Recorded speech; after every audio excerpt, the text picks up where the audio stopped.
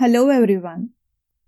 Welcome to today's course on Conjurer's Revenge by Stephen Leacock, who always tried to force humor that is created out of exaggeration or manipulating things. In this manner, his humor is unrealistic and its artificiality is evident in his works.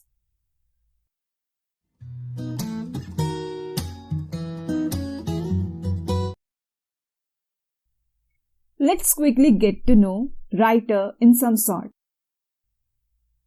The timeline of Stephen Leacock is 1869 to 1944.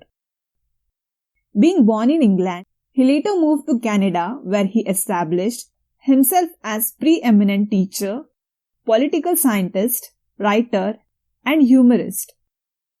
His stories were first published in Canada and the United States of America, but soon he became one of the most popular humorists in English-speaking world.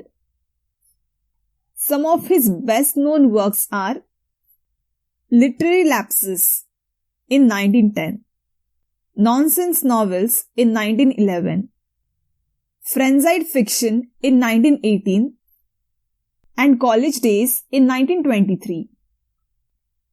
Now the short story is about a conjurer who deals smartly with a troublesome person known as the Quick Man for spoiling his magic show. So, what exactly does conjurer mean? The conjurer is generally called a magician, and conjuring or magic is meant for entertaining persons. It has also become a profession nowadays. The conjurer thinks or manipulates and creates a make-believe that there is something mysterious in what the magician performs. In fact, there is nothing mysterious or unnatural in it.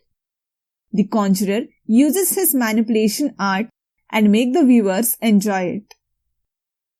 Now, let's get into the story. Stephen Leacock gives an account of a conjurer's program arranged in Ireland. The conjurer addresses his audience and begins his play by showing a piece of empty cloth. Then he proceeds to take from it a bowl of goldfish. On this, the audience shout their admiration. They express their wonders at the trick and they do not understand how he does it.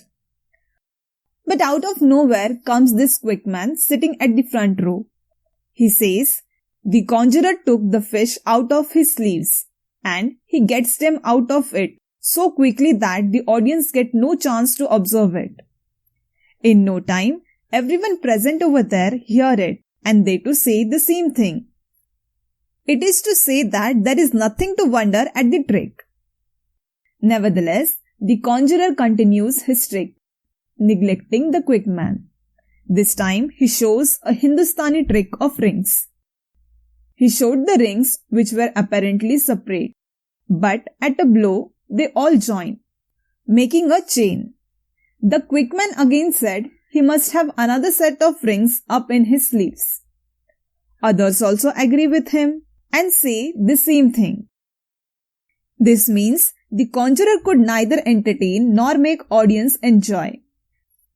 He becomes uneasy because the purpose of the play is spoiled. However, he continues his show. He tells the audience he would now show a most amusing trick. For this, he takes a hat from a spectator and takes out of it 17 eggs in 35 seconds. And the audience really take it to be a wonderful thing. But the quick man again says the same thing, that he has a lot of hens up his sleeves. In fact, this is impossible, as anyone could see.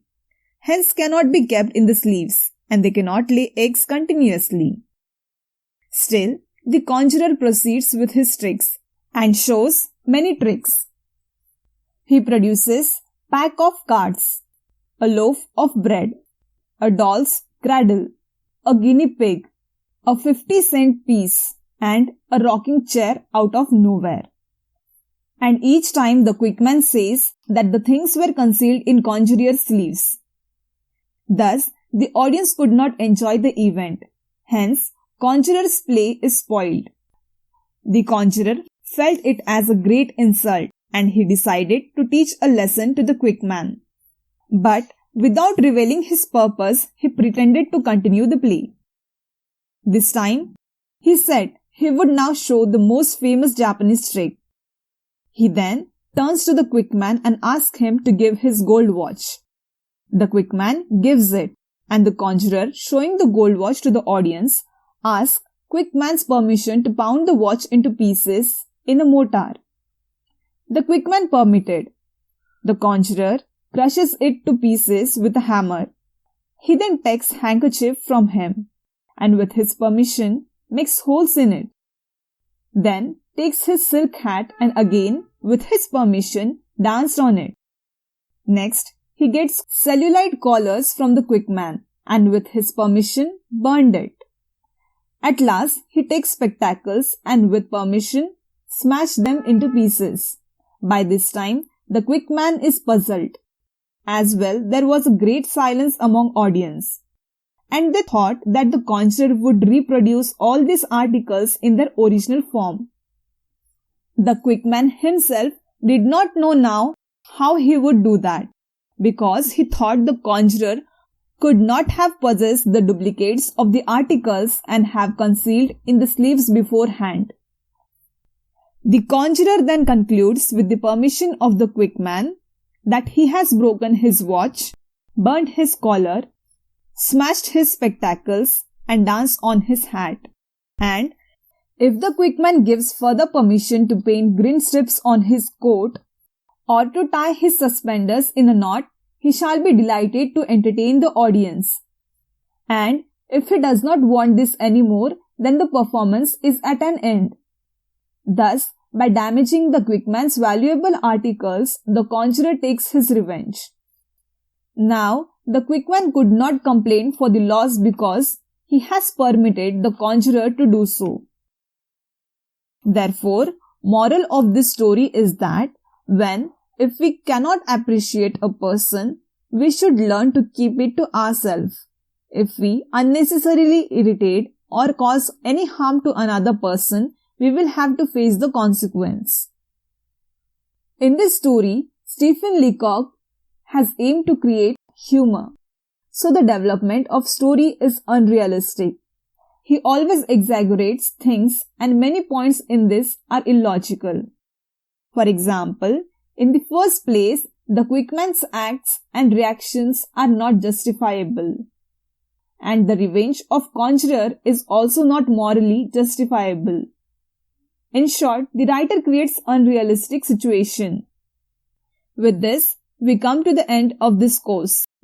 Thank you for joining in and stay connected for the upcoming videos. Till then, take good care of yourself. Thank you.